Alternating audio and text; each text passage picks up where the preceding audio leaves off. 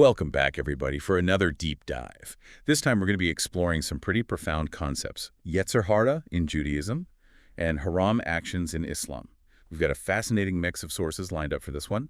We've got articles on Yetzer Hara, Islamic websites explaining halal and haram, and even online discussions where people are trying to connect the dots between these two seemingly different ideas. It's intriguing, isn't it, seeing how seemingly disparate religious concepts might reveal these unexpected connections, highlighting the shared human experience even across such diverse traditions. Yeah, like who would have thought that exploring the Jewish idea of the evil inclination could lead us to these Islamic concept of forbidden actions? Exactly. There's a real opportunity to broaden our understanding of how different cultures and faiths grapple with these really fundamental ethical questions. Okay, so let's unpack this a bit. First, Yetzer Hara. This article, How to Defeat Your Yetzer Hara, lays it out pretty clearly. Yetzer Hara is basically that inner voice, pushing us towards selfishness. Yeah. Instant gratification. Yeah. Those things we know we probably shouldn't do, but kind of want to anyway. Right. But it's more than just a list of don'ts.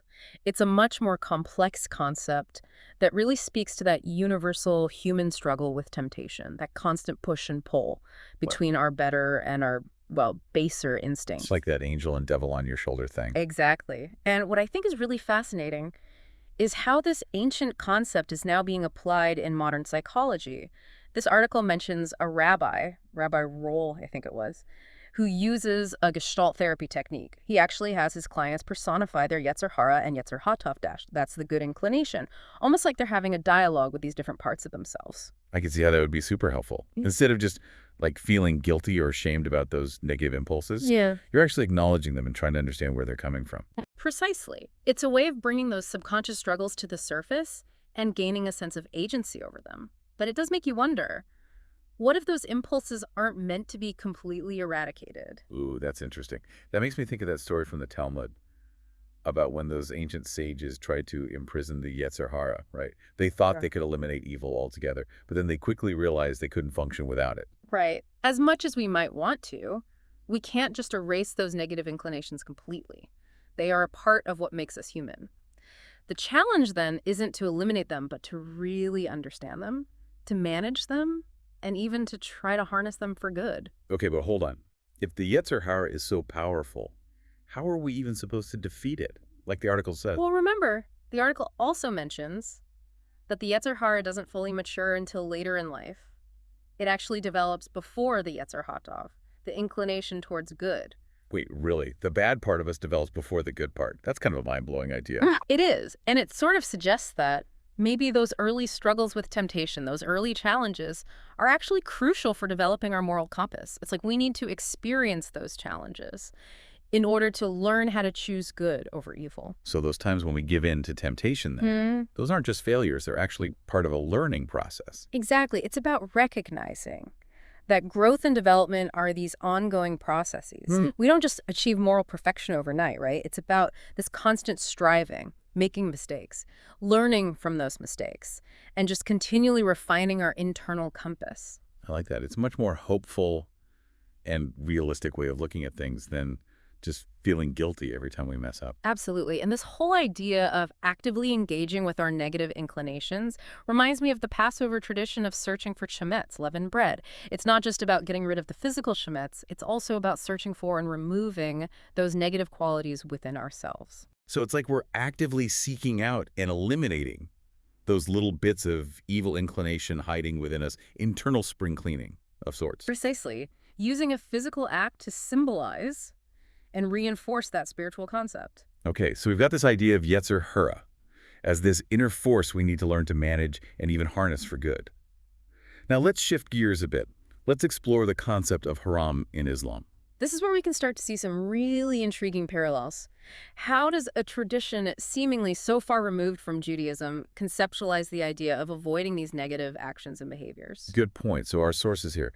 Actions considered haram in Islamic texts and Islam knowledge of halal and haram. Explain haram as actions that are forbidden in Islam, things Muslims are supposed to avoid. And they cover a lot of ground. Speech, food, finance, relationships, clothing, even ethics. Yeah, it's this really comprehensive framework for ethical living that touches on nearly every aspect of a Muslim's life. And while the specifics might differ from that Jewish concept of Yetzer Hara, that underlying principle is very similar. It's about recognizing that certain actions are harmful and should be avoided in order to live a righteous and fulfilling life. And just like that story about the sages trying to imprison Yetzer Hara, these prohibitions aren't about eliminating temptation or desire altogether. They're about channeling those desires in a way that is beneficial, both to the individual and to society as a whole. Exactly. It's a way of recognizing the complexity of human nature and providing guidance for navigating those complexities in a way that aligns with one's values and beliefs. Okay, so let's get into some specifics. What are some of the actions that are considered haram? Well, some of them might seem pretty obvious, like stealing or murder. Those are pretty universally condemned actions, regardless of your religious beliefs. Right. But I'm also seeing some things in these sources that are a little more nuanced, like the prohibition against backbiting, which is basically talking bad about someone behind their back. That's a great example. That's a great example of how the concept of haram goes beyond just avoiding that physical harm, right? It also addresses the impact of our words, the importance of cultivating kindness and respect in our interactions with others. The Quran even states, "O you who have believed, avoid much negative assumption. Indeed, some assumption is sin, and do not spy or backbite each other. Would one of you like to eat the flesh of his brother when dead? You would detest it. And fear Allah. Indeed, Allah is accepting of repentance and merciful." Quran 49.11. That's so interesting how that connects back to the idea of Yetzer Hara as that inner voice tempting us toward negativity too. Even if we're not physically harming someone, gossiping or spreading rumors can still have a really damaging impact. Precisely. And it highlights how these concepts of Yetzer Hara and haram aren't just about following rules blindly. They're about cultivating a deeper awareness of our thoughts, our words, and actions, and striving to make choices that really align with our values and contribute to a more positive and harmonious world. So it's not just about avoiding bad things, but also about actively choosing good things. Absolutely. And that brings us to this concept of halal, which means permissible or lawful. It's the flip side of haram, encompassing all those actions and behaviors that are considered to be in alignment with Islamic principles. Okay, I'm seeing a pattern here. Right. Both Yetzer Hara and the idea of haram actions are really about recognizing that we have choices to make and that those choices have consequences, both for ourselves and for others. That's a very astute observation. And this brings us to an intriguing connection that you yourself uncovered in your research. You mentioned finding an online discussion about the word hara. What was that about? Oh, yeah. Someone pointed out that hara sounds very similar to the Hebrew word for evil and wondered if there was a deeper connection there. And then I started thinking about all that serpent imagery associated with Yetzer Hara in Jewish texts, you know, like the serpent tempting Eve in the Garden of Eden, that whole thing. That's fascinating. It does make you wonder if those linguistic and symbolic similarities point to a shared understanding of the human experience of temptation. Totally. It makes me think of that Islamic concept of shaitan, who's often depicted as this whisperer of temptations, trying to lead people astray. Could it be that this serpent imagery, which we find in both Jewish and Islamic traditions, represents those negative forces, both internal and external, that we're constantly grappling with?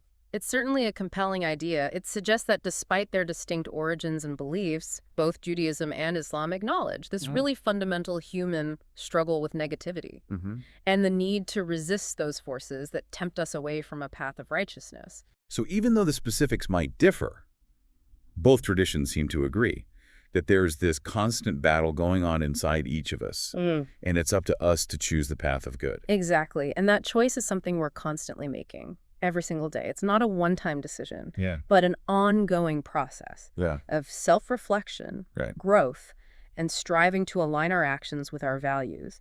And both traditions really offer guidance and frameworks for making those choices, whether it's through specific prohibitions like haram actions or through practices like that Gestalt therapy technique we discussed earlier. So we've covered a lot of ground in this first part of our deep dive. We explore the Jewish concept of Yetzer Hara, that inner voice tempting us towards selfishness, and how it's not about eradication, but about understanding and managing that inclination. And we delved into the Islamic concept of haram, those actions forbidden in Islam, highlighting how those prohibitions really aim to guide individuals towards righteous living and to foster societal harmony. And we even uncovered some surprising connections, like the shared use of serpent imagery to represent temptation, and that overarching theme of choosing good over evil, despite those internal struggles. And what I find most compelling is that both traditions offer pathways for navigating these challenges, emphasizing the importance of seeking knowledge, self-reflection, and aligning our actions with our values. But we've only just scratched the surface. Right. There's still so much more to explore. Join us for part 2 as we continue our deep dive into Yetzer Hara and Haram, uncovering even more fascinating insights and connections along the way. Welcome back. It's fascinating to consider how these ancient concepts, Yetzer Hara and Haram, might actually offer these different tools for ethical development. I know, right? It makes you wonder if there are ways to even apply those tools outside of their original religious context. Like, could someone who isn't Jewish or Muslim still benefit from these ideas? That's a really thought-provoking question. I think one of the most valuable aspects of exploring these different religious traditions is that it allows us to see our own beliefs and practices in a new light. We might even find inspiration for personal growth from some pretty unexpected sources. Totally. It's like getting this fresh perspective, Yeah. expanding our understanding of what it even means to live a good and meaningful life. Precisely. But before we get too philosophical, there was this one point about Yetzer Hara in the article that really struck me. Rabbi Roll suggests that the Yetzer Hara actually wants to be defeated. Wait, what? That doesn't sound like any evil inclination I've ever heard of. It is a surprising concept, isn't it? It really challenges that traditional image we have of evil as this purely destructive force that's just bent on our downfall. So what's the thinking behind that? Well, Rabbi Roll brings up the story from Genesis, where God tests Abraham by asking him to sacrifice his son Isaac. It's that Satan figure who urges God to actually give this test. Rabbi Roll interprets this to mean that the Satan, or some force similar to Yetzer Hara, is actually pushing Abraham towards spiritual growth, even if it seems cruel or negative at first. Okay, but how does putting someone through such an ordeal lead to spiritual growth? It's about facing those ultimate challenges to your faith, your values. By overcoming that test, Abraham demonstrates his unwavering devotion to God. It's like the Yetzer Hara, in this interpretation at least, is a necessary obstacle on the path to this higher level of spiritual understanding. Wow, that's deep. So it's not about avoiding challenges or temptations altogether. It's more about confronting them head on and emerging stronger on the other side. Exactly. And Rabbi Roll even quotes Rabbi Dessler, who says that the purpose of the Yetzer Hara is to be defeated by goodness. And that by overcoming those negative impulses, we actually reveal the honor of God. So every time we make that choice for good, we're not just doing something good for ourselves, we're actually contributing to something bigger, something cosmic even. It's a very powerful way of framing those everyday struggles with temptation, and it reminds us that even those moments that feel negative or difficult can have a higher purpose, a potential for transformation. Okay, I can see how that connects back to the broader idea of Yetzer Hara as this force that needs to be managed, not eradicated. But how does this idea of the Yetzer Hara actually wanting to be defeated play out in a more practical sense? Well, imagine those negative thoughts and impulses that we all have arise within us.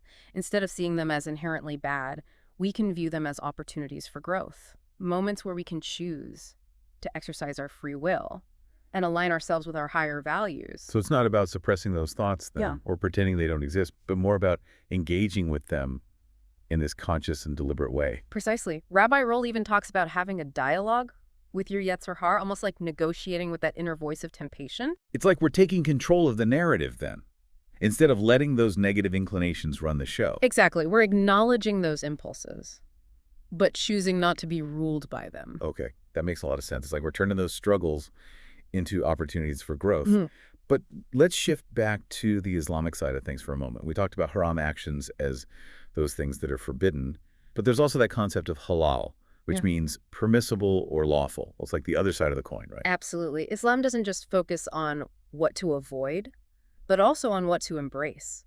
Halal encompasses all those actions and behaviors that are considered to be in alignment with Islamic principles. So it's not just about a set of rules then, but a whole way of life, a framework for making choices that lead to a fulfilling and meaningful existence. Precisely. And it's not about blindly following those rules either. There's a strong emphasis in Islam on understanding the why behind them, on internalizing those values and making them a part of your everyday life. So let's dive into some specific examples of halal actions then. What are some things that fall under that category? Well, our sources mention actions like speaking the truth, spreading beneficial knowledge, reciting the Quran.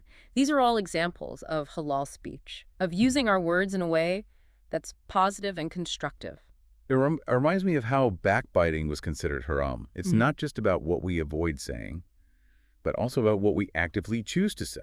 Exactly. Halal is about cultivating those positive qualities and engaging in activities that benefit both ourselves and others. Okay, so we've got halal speech. What about other areas of life? Well, in terms of food, it's not just about avoiding pork and alcohol, which are haram. Halal also emphasizes choosing foods that are wholesome, pure, and nutritious. So it's about approaching even something as basic as eating with this sense of mindfulness and intention, making choices that support both our physical and spiritual well-being. Precisely. And this emphasis on ethical conduct extends to financial dealings as well. Halal financial practices include things like honest trade, paying zakat, which is a form of charity, and fulfilling contracts. It's about integrity, fairness, and social responsibility. That's interesting. It echoes those concerns about usury and gambling Yeah. that we see in Jewish tradition as well. Right. Both traditions really recognize that financial matters aren't just about personal gain. They also have this profound impact on others and on the well-being of the community as a whole. And that sense of interconnectedness extends to relationships too. Islam encourages Strong family ties, community bonds, and of course, healthy marital relationships. Exactly. It's about recognizing the importance of those connections. Yeah. And treating others with respect and compassion, even when it's difficult. Okay, so we've got halal speech, food, finance, and relationships. What about something like galan clothing and adornment? What does Islam have to say about that? The key principle here is modesty. Both men and women are instructed to dress in a way that covers their awra, which refers to those parts of the body that should be concealed. So it's about respecting certain boundaries then, and dressing in a way that's considered appropriate and respectful within the context of one's community. Precisely. And while there are specific guidelines, it's important to remember that these can vary depending on cultural context. The real emphasis here is on understanding those underlying values of modesty and humility. It seems like there's a lot of room for individual interpretation and adaptation then within those broader guidelines. Absolutely. And that same principle applies to the concept of halal as a whole. It's about understanding those fundamental values and applying them in a way that's both meaningful and relevant to one's own life. Okay, so we've covered a lot of ground here. Yeah. From halal speech to clothing and everything in between. But there's one more category I wanted to touch on. Acts of worship.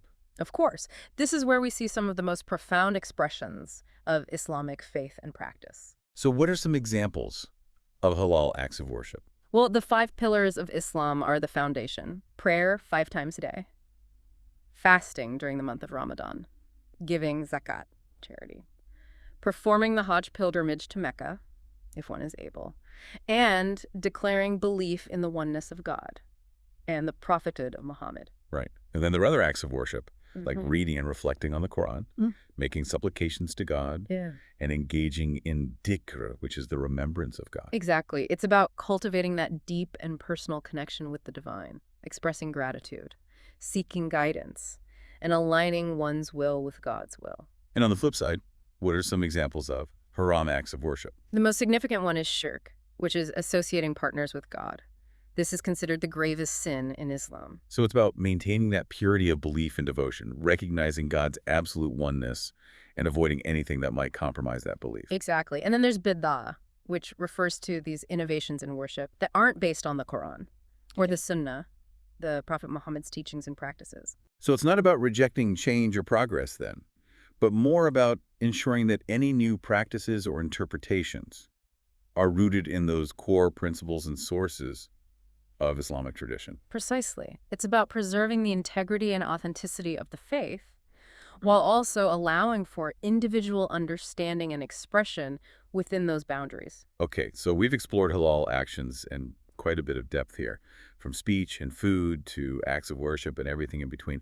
It's amazing to see how comprehensive this concept is, touching on virtually every aspect of a Muslim's life. It's truly a holistic approach to ethical living, guiding individuals towards that path of righteousness and fulfillment in all areas of their lives. And you know what? Even though we started this deep dive with these two seemingly different concepts, Yetzer hara and haram actions. I'm seeing so many connections between them. Absolutely. Both traditions acknowledge that inner struggle between good and evil that exists within each of us. And they both offer guidance and frameworks for navigating that struggle and choosing a path of righteousness. It's a reminder that, despite our differences in beliefs and practices, we share that common human desire to live lives that are both fulfilling and ethical. But we've only just begun to explore these fascinating ideas. Join us in part 3 as we delve even deeper into the connections between Yetzer Hara and Haram and uncover even more insights for navigating those everyday ethical challenges. Welcome back to our deep dive. It's been quite a journey exploring these concepts of Yetzer Hara and Haram actions, hasn't it? It really has. We've uncovered some fascinating insights and these really unexpected connections between these seemingly different traditions. I know. And one thing that just keeps coming up for me is the idea of resisting negativity, both within ourselves and in the world around us. It's like we're constantly battling those temptations, to make those choices that we know aren't really in our best interest, whether that's indulging in gossip or making a decision that might harm others. It's that age-old struggle between our higher and lower selves. It really does seem to be this universal human experience. And what I find so remarkable is how both Judaism and Islam provide this guidance for navigating those challenges, for choosing the path of righteousness, even when it's difficult. Right. But this all sounds great in theory. How do we actually put it into practice? Like in those everyday moments when we're faced with a choice, how do we resist those whispers of the Yetzer Hara or those impulses to do something we know is haram? Well, both traditions really emphasize the importance of seeking knowledge. The more we understand about our own beliefs and values, and the reasoning behind the ethical guidelines provided by our traditions, the more likely we are to make choices that align with those values. It's not about blind obedience, but about informed and conscious practice. So it's about taking ownership of our faith or our personal ethical framework and really understanding the why behind those guidelines, not just the what. Exactly. And that requires effort, study, and reflection. It's about engaging with those deeper questions and making those values a meaningful part of our lives. And speaking of effort, it also seems like discipline and self-control are key, whether it's fasting during Ramadan, observing the Sabbath, or simply resisting that urge to indulge in those unhealthy habits. Both traditions seem to recognize that true freedom actually comes from mastering our desires, not being ruled by them. That's a really important point. We often equate freedom with the ability to do whatever we want, whenever we want. But true freedom, the kind that leads to lasting happiness and fulfillment, comes from aligning our actions with our values, even when it's difficult. It's about choosing the long-term good over that short-term gratification. But that's where the idea of intention comes in, right? It's not just about the outward action, but about that inner state of mind, the motivation behind that action. Absolutely. In Islam, for example, the concept of niyyah, or intention, is central to every act of worship. If you're praying just to show off to others or fasting just to lose weight, it's not considered a sincere act of worship. The outward action might be the same, but the inner state makes all the difference. And in Judaism, there's a similar emphasis on kavanah, which means focus or intention. If you're going through the motions of a ritual without really engaging your heart and mind, it's not as meaningful. It's like the difference between mindless repetition and true presence. Exactly. Both traditions recognize that true transformation, the kind that leads to lasting change, comes from within. It's about cultivating those inner qualities of compassion, gratitude, humility, and self-control. And it's an ongoing process, right? It's not like we achieve perfect self-mastery overnight. There are going to be times when we give in to temptation, when we make choices we regret. Absolutely. It's a journey, not a destination. And that journey is going to be marked by both successes and setbacks. The key is to learn from those missteps, to keep striving, and to never give up on that pursuit of becoming the best versions of ourselves. One thing that really struck me in our research was how both Judaism and Islam emphasize the importance of community. It's not just about individual piety, but about living in a way that benefits others and contributes to the well-being of society as a whole. That's such a crucial point. Both traditions recognize that we're not these isolated individuals. We're part of this larger web of relationships and responsibilities. Our actions have these ripple effects, impacting not just ourselves, but also the people around us and the world we inhabit. So it's not just about avoiding those haram actions that might harm ourselves or others, but also about actively engaging in those halal actions that promote justice, compassion, and harmony in our communities and in the world at large. Exactly. It's about recognizing our interconnectedness and striving to be a force for good in the world, both through our individual choices and through our collective efforts to create a more just and equitable society. I love that. It's a message that transcends any particular religion or belief system. It's a call to action for all of us to live in a way that uplifts and benefits not just ourselves, but all beings. It is.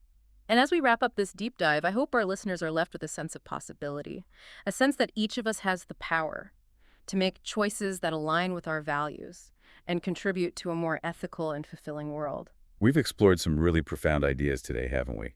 From the Jewish concept of Yetzer Hara to the Islamic concept of haram actions, Yeah. we've uncovered some surprising connections and valuable insights for navigating those everyday ethical challenges we all face. And while our deep dive into these concepts comes to an end here, I hope it sparks a continued exploration for our listeners. Me too. Keep questioning, keep reflecting, keep choosing good. And until next time. Happy deep diving.